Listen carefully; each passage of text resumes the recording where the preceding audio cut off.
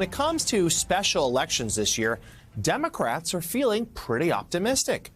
ABC News reports that an analysis from 538 shows that Democrats have outperformed the partisan lean in 38 special elections so far this year, a trend they certainly hope extends to the 2024 presidential election.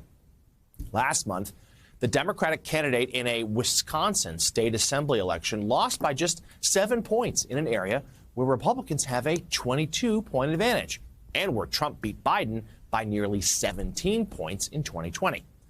In May, the Democrat in a New Hampshire special election for a state house seat won by 43 points, nearly doubling the party's estimated 23-point advantage in that district. So, according to the report, operatives from the left and the right believe the recent success by Democrats can be tied to public support for abortion access and divisiveness over Donald Trump's possible re-election bid. But Republicans, as you might imagine, warned not to read too much into the special elections and for what they might mean for next year. Special elections do typically have lower voter turnout and less money promoting them. There will be a lot of money in next year's election. Joining us now, White House reporter for the Associated Press, Chris McGarry. Chris, great to see you this morning.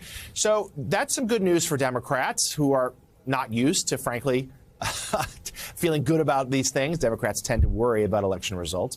And it comes as the White House is really trying to lean in on economic issues, saying, hey, the economy's doing better than polls would suggest. And that's going to be one of the themes of the president's trip. He heads out west on a multi-state trip today.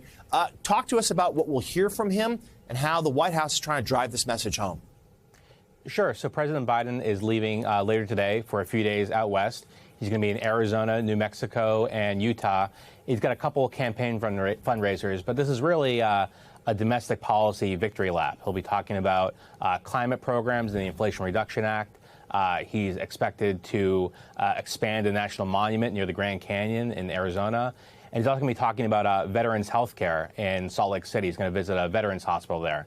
This is a very important issue for the president personally, and also it's affected hundreds of thousands of veterans around the country who received expanded benefits under the law that he signed a year ago.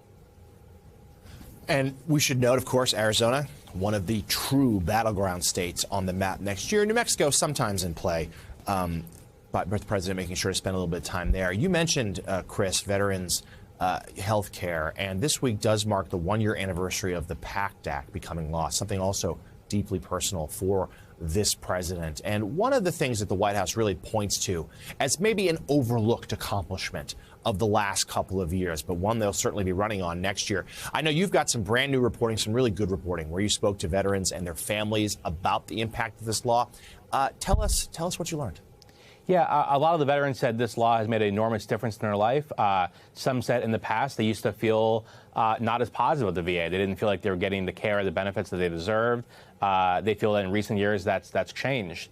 And under the PACT Act, if you had exposure to burn pits or other toxic substances while serving abroad, you're eligible for expanded benefits. And that money has really changed some people's lives. They can move into larger homes for their families.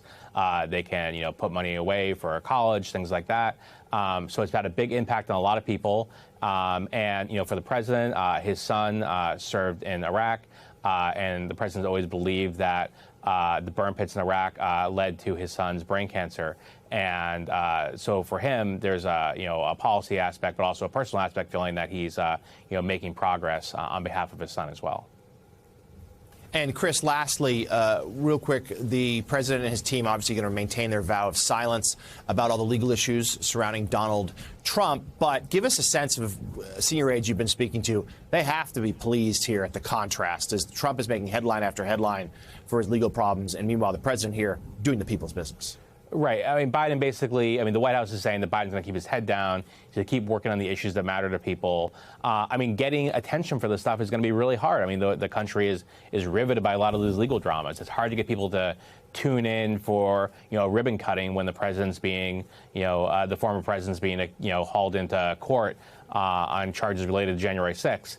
Nonetheless, they hope that this kind of shows that proving the case that Biden laid out to the American people a couple years ago, that he can get things done, that he can have bipartisan accomplishments, and his predecessor, former President Trump, is all about himself, all about noise, and they hope that holds up next year as well.